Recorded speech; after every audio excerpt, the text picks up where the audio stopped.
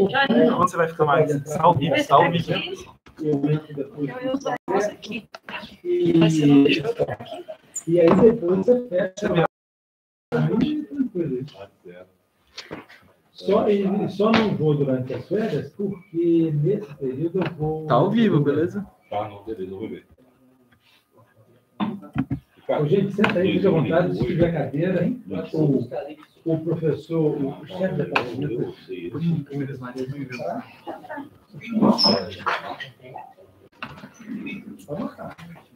Onde você vai ficar mais? Eu Não sei se. não tá pegando o mouse aqui, não? Não sei se vai mudar para cá, não sei se é reforma de computador. A gente não precisa manter o computador. Fica aqui, ó, pertinho do lado. Fica aqui, assim, ó, aqui, bem perto aqui, ó. Bem aqui, ó. Isso. Aqui pra pegar. Aí vai indo pra trás, bicho. Não pode ir. Nós queremos trazer para cá. Sim. Vem lá, vem pra. Ó. Lucas Corrêa do departamento. Assim, Porque ele estava meio que olhando o dimensionamento da sala, junto com o Guilherme e o pessoal da DTI. Porque tinham, se não me engano, 26 pontos cabeados lá, nas duas salas, 26 em cada um. Mas ali, a ideia é colocar assim vai também, né? Cadê mais gente? Cadê mais gente? Mas tem que ver, precisa de 26 máquinas ainda, muita gente já tem. Ah, tá. Talvez seja sobre revisão do computador. Como é que tá a visão da Débora? Não mudamos essa história de saiu a gravação, que é essa história de. Entra de novo. Não, eu. Você está recebendo quantos? 4.000 de carga, por 2 e o fechado.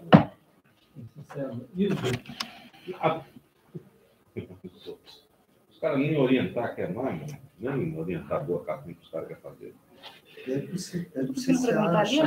O mouse não tá passando, não é? É a forma que você fez a compartilhamento. Tem que compartilhar Nós estamos precisando, por exemplo, a tela inteira. Lá no. Compartilha o quê? Buraco no custo desse aqui no nosso. Ah, sim. Que é demanda do nosso.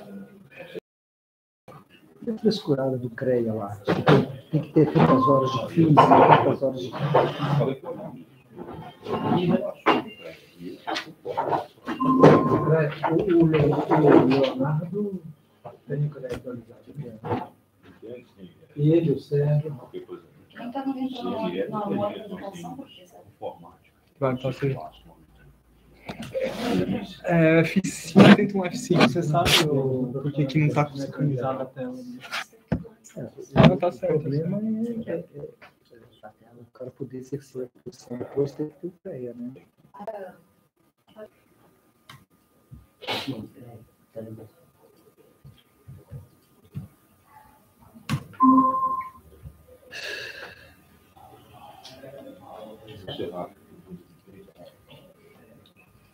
Compartilha só já.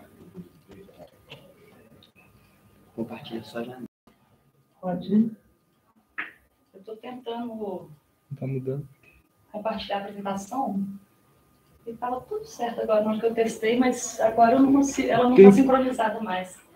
Então, Tenta a tela inteira. Na janela. Mas não, aí você vai fazer o seguinte.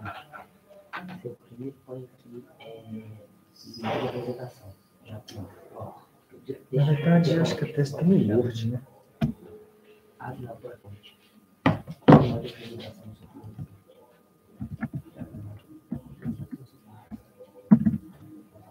isso que tem, tá vendo? Tá Essa é a bom. apresentação de slides.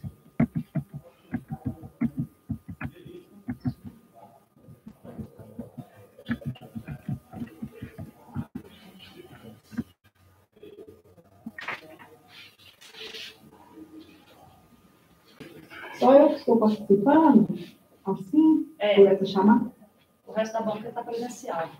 Essa é a voz da sua irmã, Laura? Sim. Ah, então, se quiser, eu posso ir acompanhando a apresentação pelo PowerPoint que você viu.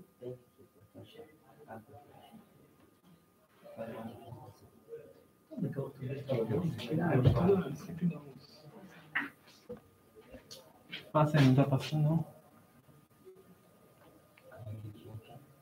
Vai pela tela inteira, mano.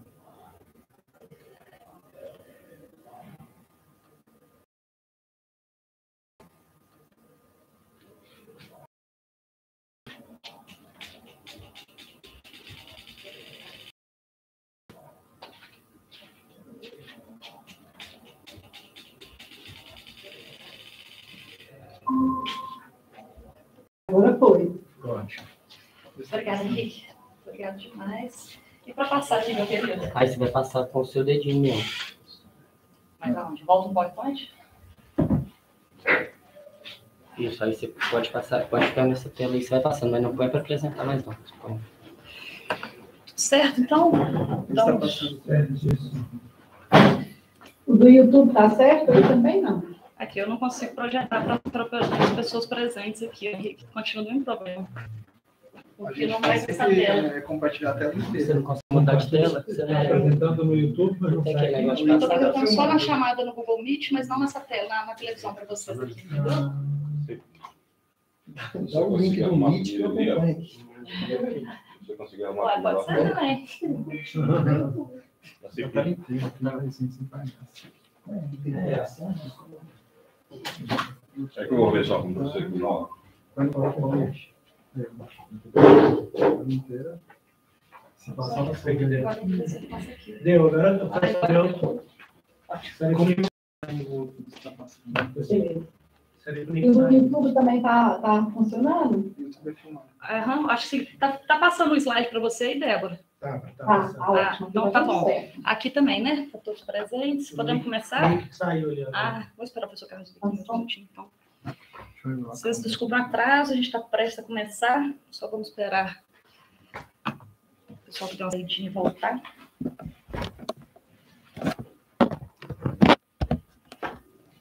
Bem o máximo pra frente que você viria até aqui, assim. Acho que tá bom, né? Porque senão vai ficar tão aqui, você vai ficar um pouquinho mais pra frente.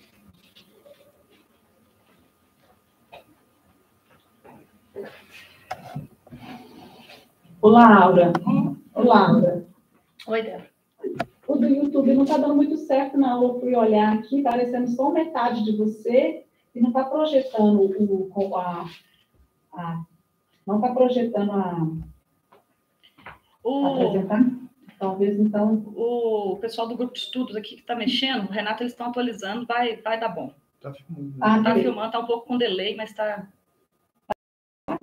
Só para te falar que eu já recebi mensagem aqui, o pessoal está assistindo online, muita gente assistindo online. Muita gente. Eu divulguei na Bicam. Professor? Nossa senhora, agora que você não fala? Eu ia te avisar depois, mas... Estava em sujo, mas... Obrigada. Tá sem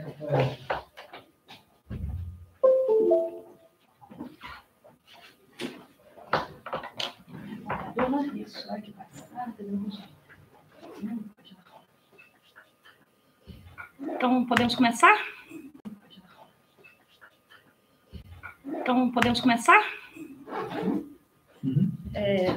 O senhor que começa, talvez? Não. Isso. A apresentação você vai... Eu fico para outra parte. Então tá. Então, vou começar aqui. Obrigada, gente, pela presença de todo mundo.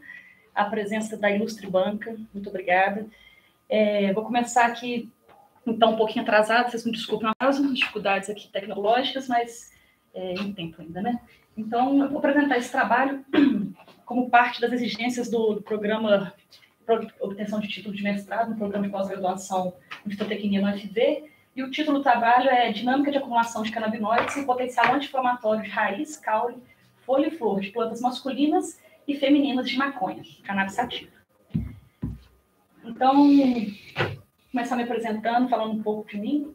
Eu sou agricultora, eu cultivo morangos no Sítio Sonhar, nesse projeto bonito, eu e meu companheiro. A gente certificou esses morangos pelo certificação do Instituto Mineiro de Agropecuária, pelo selo SAT, né, que é o Sistema de Sem Agrotóxicos. Eu sou engenheira agrônoma, graduei aqui na UFV em janeiro do ano passado, janeiro de 2021, e em março de 2021 comecei no programa de pós-graduação em fitotecnia, o mestrado que hoje se encerra, né, com sorte. Então, o professor Derli é meu orientador desde a graduação, quem aproveitou a agradecer, tenho muito orgulho disso. Ele é professor do Departamento de Agronomia aqui da UFV, e para a gente conseguir executar esse experimento, a gente teve que, pela dificuldade de acesso ao material vegetal aqui na instituição, a gente teve que estreitar laços com outra instituição que estava disponível no momento. Então, a gente foi atrás da Universidade Estadual da Carolina do Norte, em especial esse instituto, né, Instituto de Plantas para a Saúde Humana, que, através inicialmente da professora doutora Débora Espósito, que com esse sobrenome, né, não por um acaso é minha irmã mais velha, ela é engenheira química, graduada aqui na instituição também, na UFV, e hoje é professora na Universidade da Carolina do Norte. O doutor professor Slavko Komaninski, ele foi meu cicerone, meu orientador também nesse projeto. Ele é biólogo, graduado na Universidade de Kiev, estadual de Kiev, na Ucrânia, e é professor também hoje, né, lá na Carolina do Norte. Não posso também deixar de apresentar a equipe, né, com os coautores desse trabalho. Então, a doutora Jia Xiong, ela é chinesa, e foi quem me treinou na parte de cultura de células e ensaio in vitro, né, da bioatividade dos extratos da planta. O doutor Tiro Murungan, o sobrenome dele eu não me arrisco nunca quando eu preciso falar, mas ele é indiano e foi quem me treinou na parte de extração e quantificação dos compostos, né? E o Ezequiel Overbock, na ocasião, ele era aluno do programa, né, aluno de mestrado, do programa da Universidade da Carolina do Norte. Então, olhando essa diversidade, essa riqueza cultural, né, que essa equipe reflete, de alguma maneira ela também traduz o histórico de dispersão e o centro de origem da espécie botânica que a gente trabalha, né? Então, a cannabis ela é linkada tendo um centro de origem no centro asiático, né, e no subcontinente indiano. Então, de onde vieram a doutora Jia e o doutor Tiro, e também de onde vieram os primeiros relatos, né, o primeiro relato escrito da cannabis enquanto planta medicinal. Então, ela aparece na primeira farmacopeia humana, que é a farmacopeia chinesa, que data aproximadamente de 5.000 anos atrás. Então, eu quero chamar a atenção que há 5.000 anos atrás a humanidade já se preocupava em relatar os princípios e as ações dessa planta enquanto planta medicinal. Ela veio, né, a origem, o histórico de dispersão vindo para o leste europeu, né, a Ucrânia, e quando ela chega rapidamente no continente africano, e no continente africano a gente tem o primeiro relato proibicionista, né? Então, no norte africano, no Egito, quando as tropas de Napoleão invadem o Egito, quando tem 1800, né, então bem recente, há pouco mais de 200 anos atrás, é quando a gente tem o primeiro relato proibicionista da planta, em que ele nota que os soldados perdem o interesse bélico a partir do contato com haxixe e outras formas de administração dessa planta. Isso só mais recentemente, né, que ela chega no Novo Mundo. Então, de alguma maneira, com esse mapa da equipe, dá para a gente também explicar um pouco o centro de origem e histórico de dispersão da cannabis, né?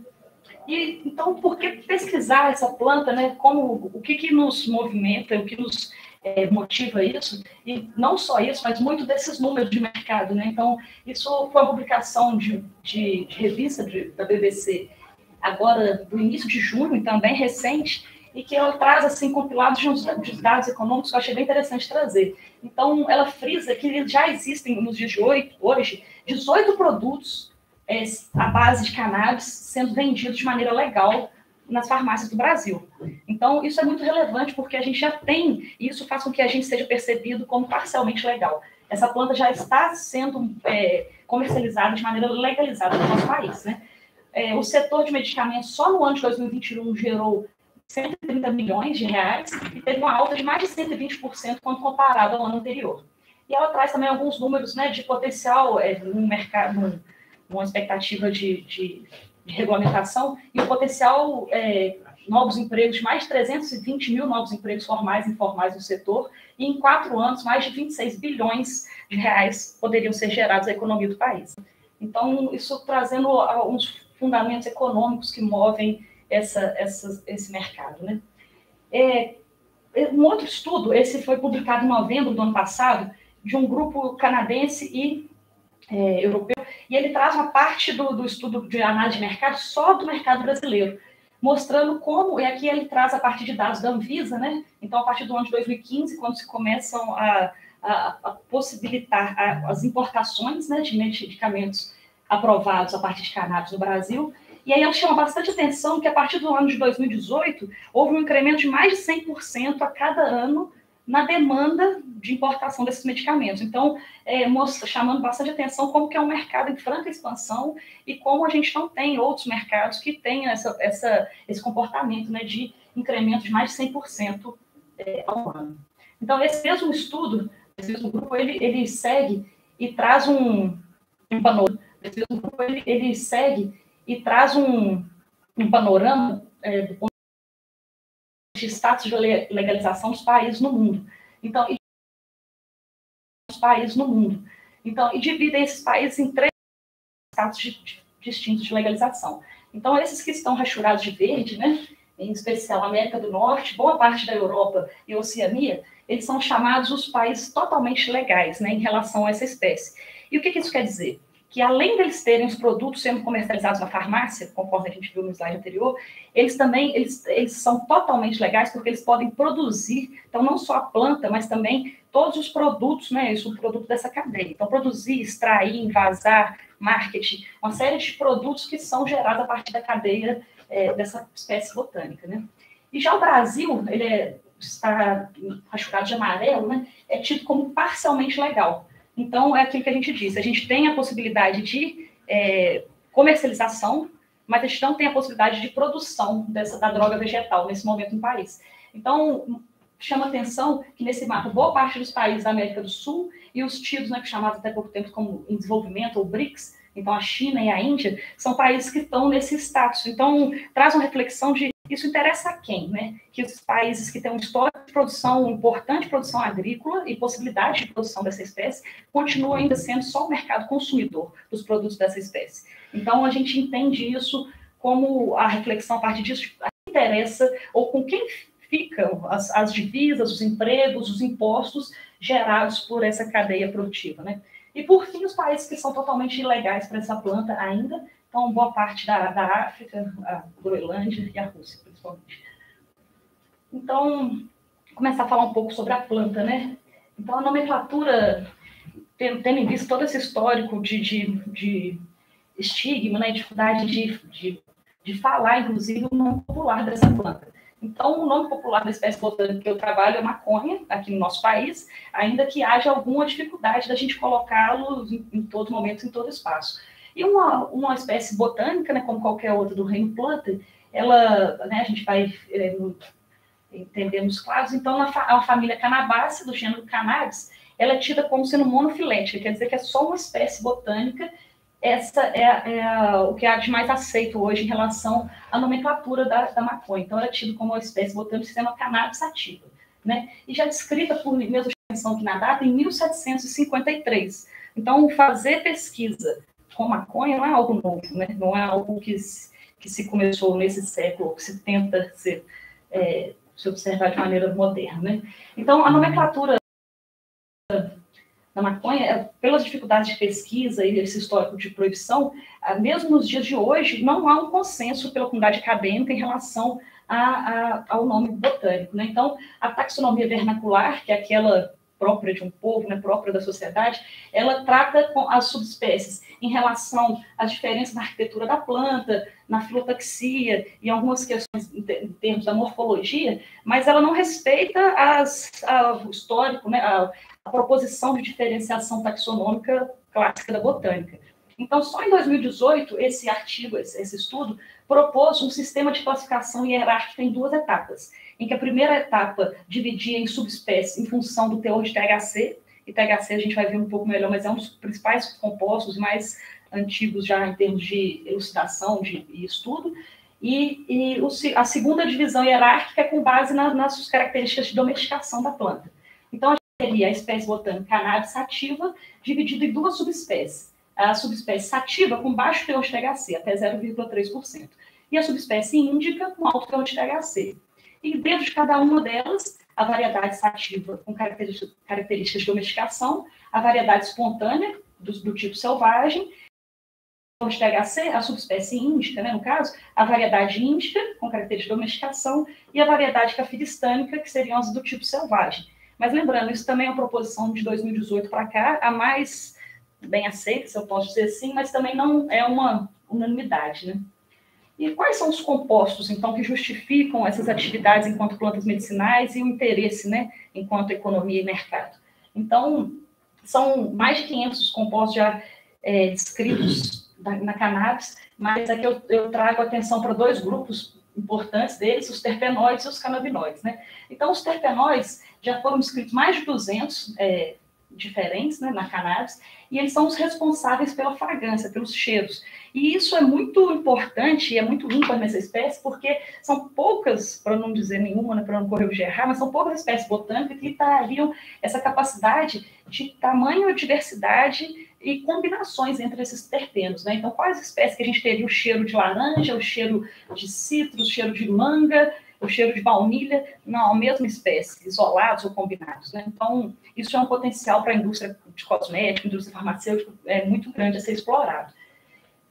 Quanto aos canabinoides, é um outro grupo químico, né, que foi o que a gente se debruçou nesse estudo, eles que dão nome, né, a esse grupo botânico, inclusive. Então, dos mais de 500 compostos que já foram identificados na espécie, mais de 100 são linkados a esses grupos de canabinoides. E eles são identificados como fitocannabinoides devido a uma estrutura química compartilhada, né, que seria essa estrutura lipídica e porções de monoterpeno nas moléculas. Então, um outro estudo também que é importante em relação à quantificação de canabinoides, ele traz a relação do THC ácido, né, a forma ácida dessa molécula, e sendo em maior concentração nos melhoramentos genéticos para fim de droga, assim chama o artigo, enquanto o CBDA, que é o CBD ácido, predomina nos tipos para fibra. E aí me chamou muita atenção esse fato de que o CBCA ser relatado como um canabinoide dominante em plantas jovens que declina com a maturação. Então, ao ler esse artigo, foi algo que me gerou muita dúvida e querer entender melhor essa dinâmica de acumulação e como isso acontece do ponto de vista de maturação, de fenologia, né, de mudança de fase da planta. Então, um pouco da botânica da planta, ela é uma planta herbácea, então ela é pouco liquidificada, né? Anual, o ciclo dela, eu completo o ciclo inteiro num ano, e ela tem a polinização sendo importante por vento, né? Então, isso faz com que os cultivos sejam, boa parte deles, sem as plantas masculinas, ou elas sejam emasculadas por isso. E é uma planta dioica, então isso quer dizer que são duas casas, né? Há uma casa para as flores femininas, e uma outra planta para as flores masculinas, embora também aconteçam plantas hermafroditas de maneira natural. Então, as flores masculinas, elas têm a especialização na produção de pólen, para que, uma vez em contato com as flores femininas, elas possam entumescer o ovário e gerar o semente, né? Gerar a próxima geração viável. Então, isso é muito importante também, porque gerou as dúvidas em relação às diferenças que a gente pode notar na morfologia dessas duas plantas, né? E também as funções dessas duas flores, e também quais seriam as diferenças nas quantidades desses compostos de interesse para a indústria. Então, os objetivos do estudo foram para contribuir no manejo agronômico da canabicultura, ao determinar a dinâmica de acumulação temporal e espacial dos principais canabinoides em plantas masculinas e femininas. E principais, a gente entende que já são os que já estão sendo requeridos ou demandados pela indústria. Em adição, avaliar a capacidade anti-inflamatória dos extratos da espécie cannabis sativa.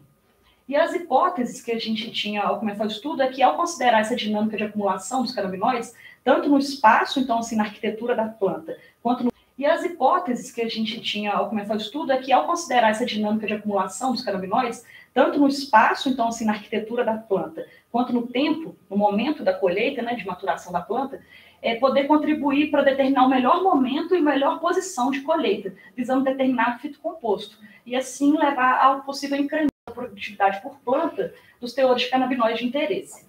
Em adição, a parte do estudo de bioatividade, espera-se que os extratos com maior concentração de canabinoides, ao serem testados em cultura de célula, demonstrem maior atividade anti-inflamatória.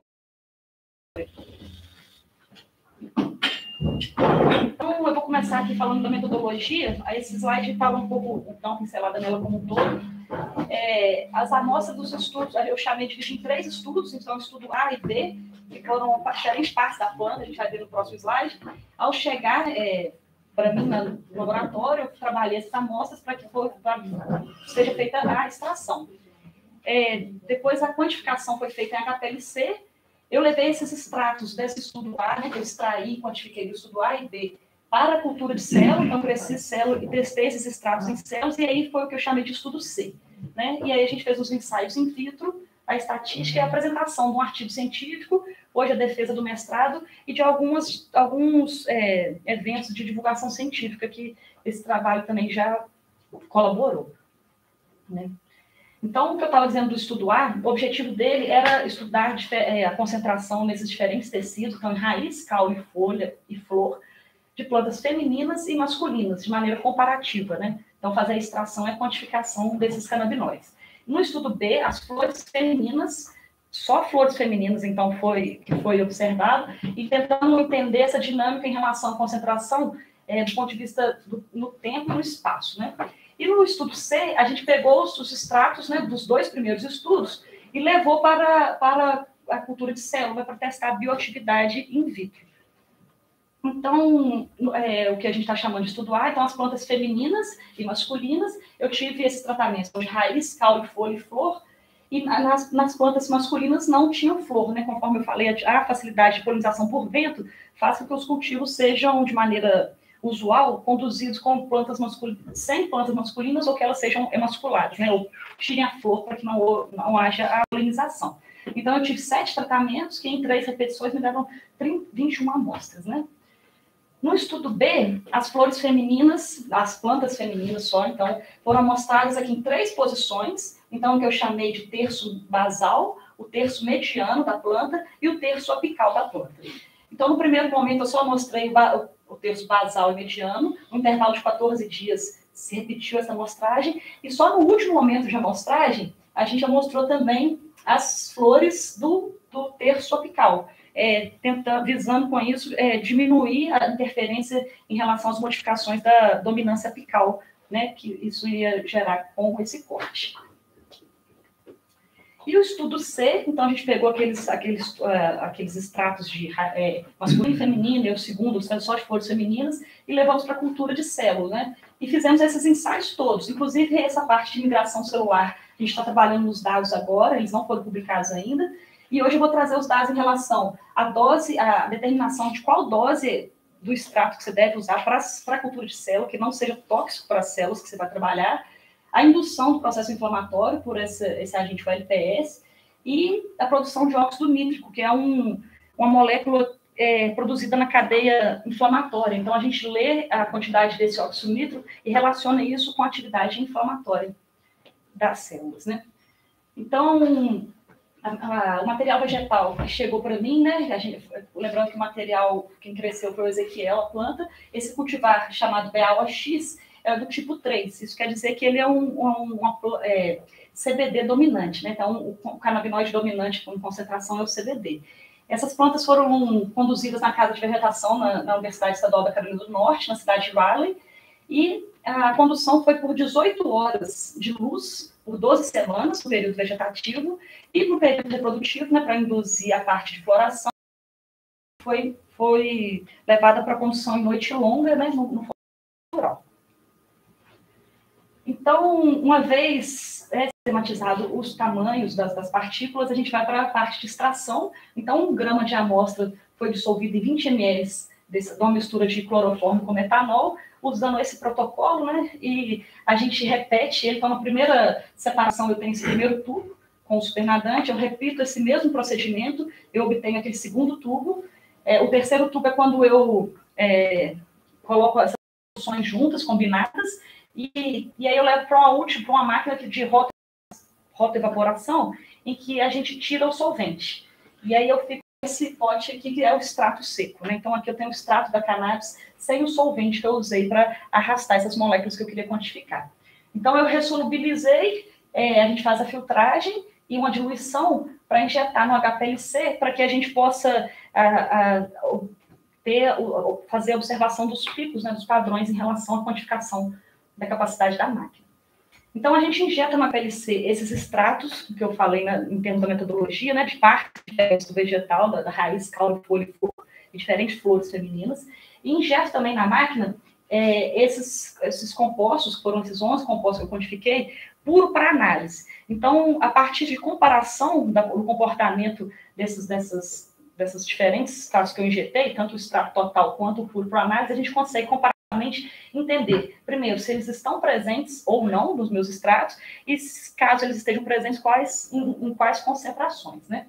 Aqui eu quero chamar a atenção para como essas moléculas elas são semelhantes, né, com anel aromático, enfim. E aqui, em relação por exemplo, o delta 9 e o delta 8, o THC, eles são isômeros, então já se esperava um peso molecular, né, igual. Agora, ele também é igual ao CBD e ao CBC. Então, isso mostra a dificuldade ou o rigor metodológico que existe para a gente conseguir ter um resultado com um erro pequeno, ou que seja crível, né, do ponto de vista estatístico.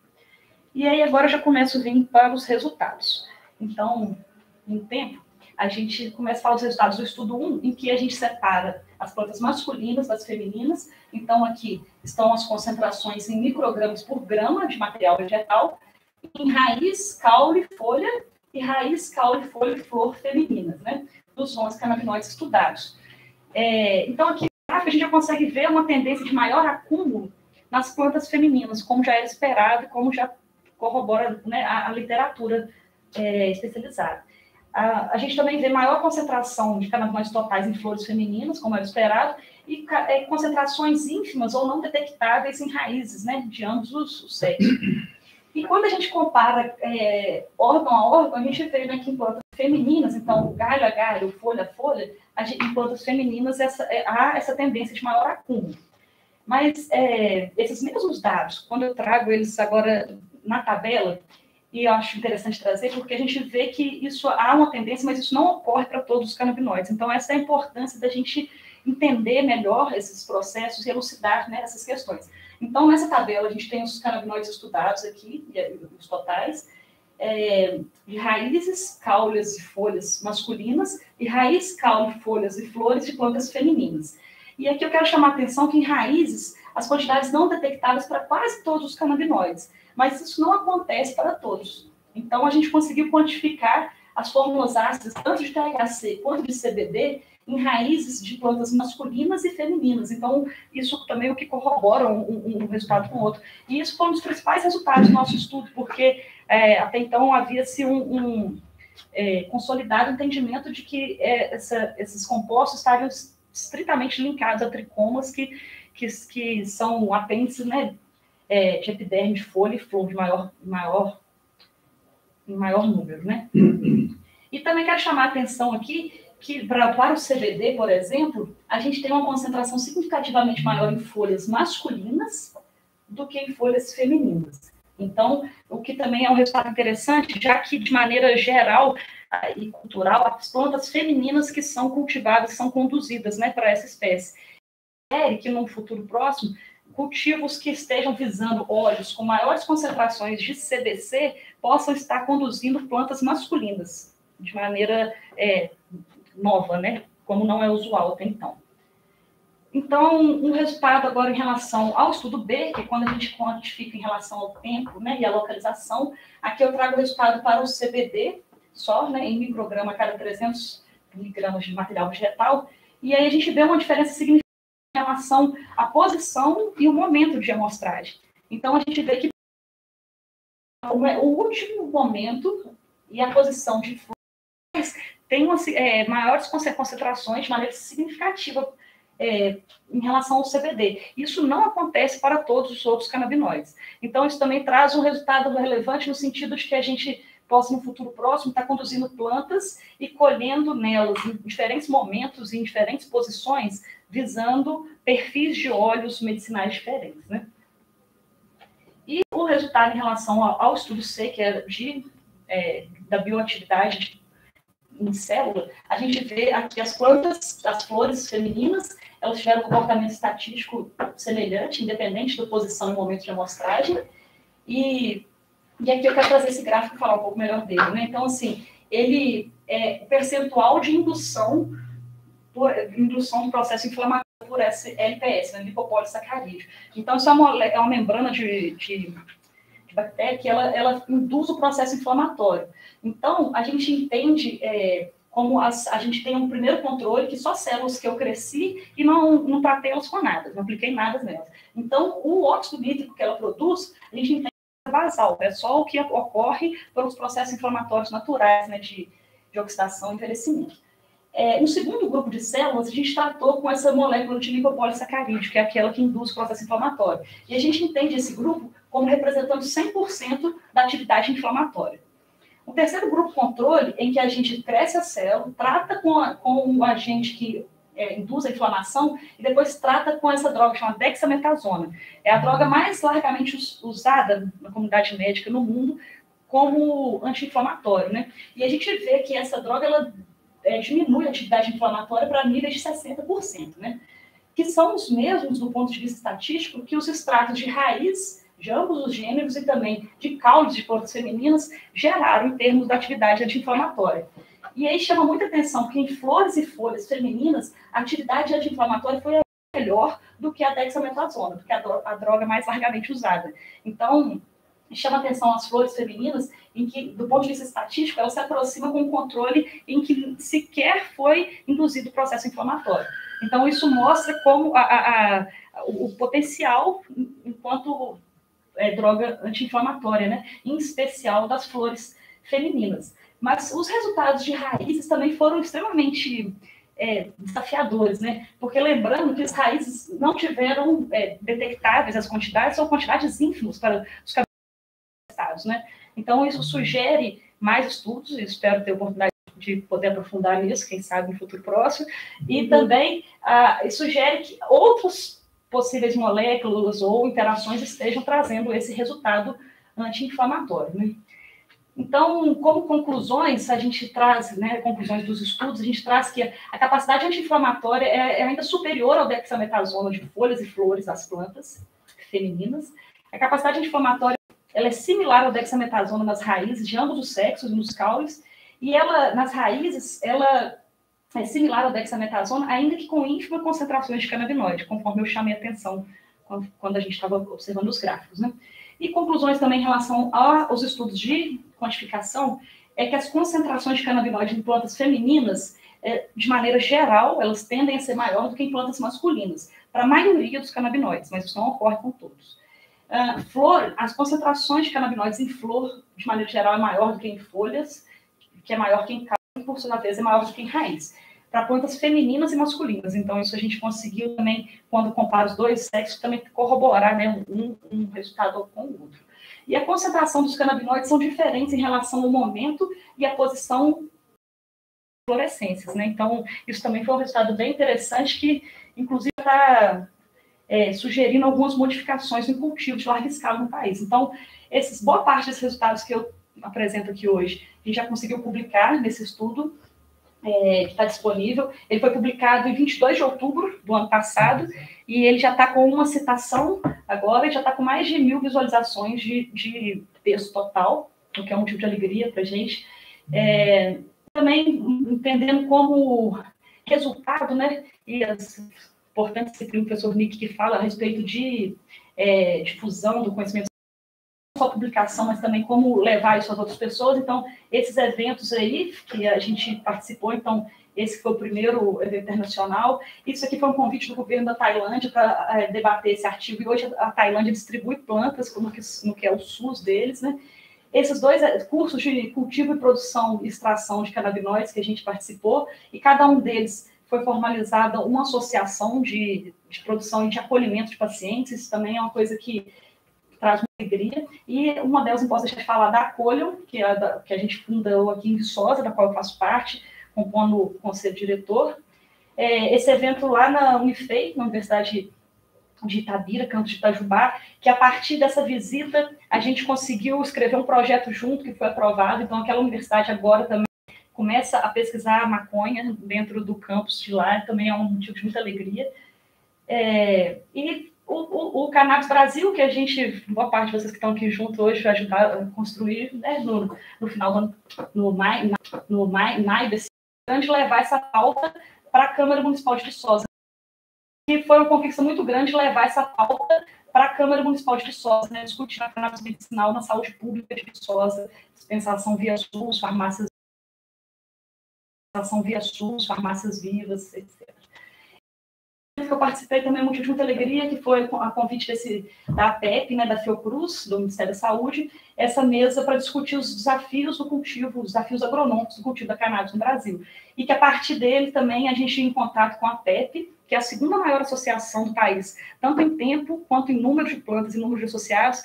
A gente conseguiu, primeiro, consolidar, né, uma aproximação, e segundo, escutar deles que o nosso resultado modificou o processo de colheita e manejo pós-colheita. Então, eu que tenho esse artigo correndo nos meus olhos, para mim foi muito emocionante, assim, realmente.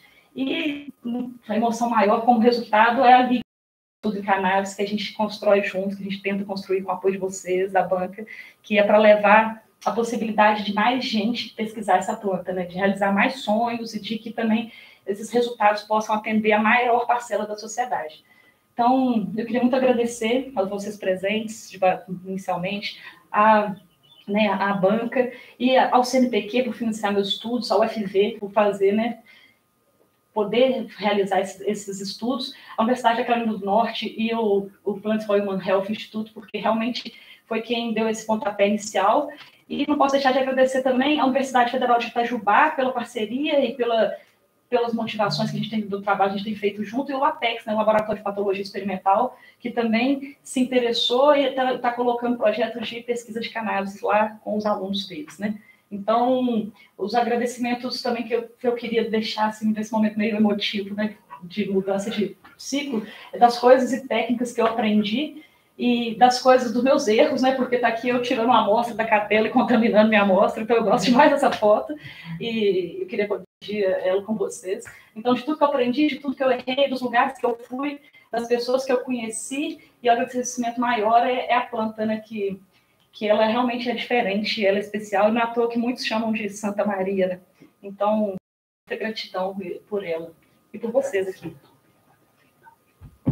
Obrigada, gente. Eu sou aberta.